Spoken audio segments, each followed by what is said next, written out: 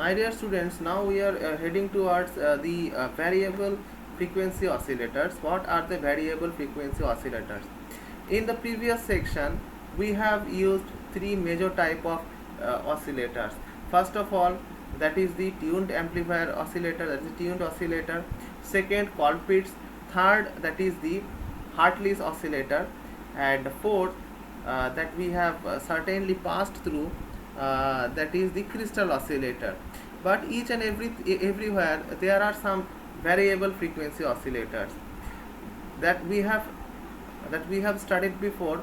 We don't change the capacitor and inductor value in that kind of a circuit, but how we can make it a variable frequency oscillator? As you can see in the previous frequency selection and channel selection circuit for receiver, that is the application of variable frequency oscillator, the frequency selection channel selection circuit of receiver section. That means whenever you open the previous type of CRT monitors and other channel boxes that you have used in your televisions, in that kind of a circuit they have used this variable frequency oscillator to change the channel and set a channel to a certain bandwidth to see our desired TV programs. And that is the thing, the variable frequency oscillator works. Here you can see, I have told you before, if you want to change the frequency, you have to change it on the tank circuit part. So you have to change either inductor or capacitor part. So there are in tuned collector oscillator, you can see there is a tank circuit L1 C1 here. If the two parts are in variable, two parts are set to be variable, that means C1 and L1, so that will be a variable frequency oscillator. Again, in the Colpitts oscillator, if you make this L to a variable part, that will be a variable frequency, frequency oscillator.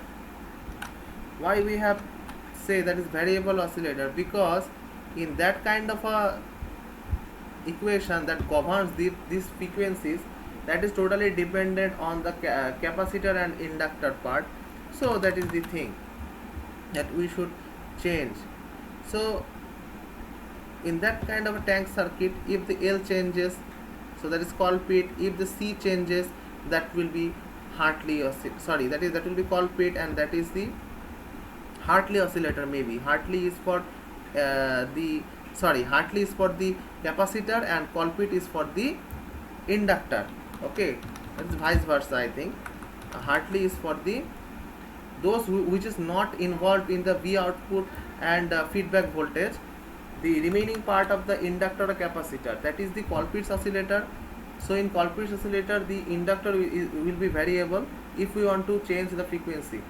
In Hartley oscillator, that will be the capacitor will be the variable, so that we will calculate the variable frequency or generate the variable frequency in the oscillators. Okay, now the thing, that is the tuned oscillator type. In the radio, in the previous radios, the L1 and C1, just go on to the volume part, go on to the channel changing part. You have just gone through to it. Whenever you have moved this thing, the channel of the radio changes. Why? Because there is a capacitor gang and that is a varicap there. You change it and it will change itself. There are frequency channel selection by varying inductor or capacitor both. Here you can see there is the frequency of channel, both things that has been changed in certain kind of TVs. So that is a practical usage of variable frequency oscillators. The summary of the oscillator is a mandatory device for radio communication. In the transmitter, it generates radio frequency carrier. In the receiver, it also generates carrier to select the proper channel. It provides oscillation to create intermediate frequency, that is the IF frequency. In the next lecture, we will try to know about the tuned amplifier.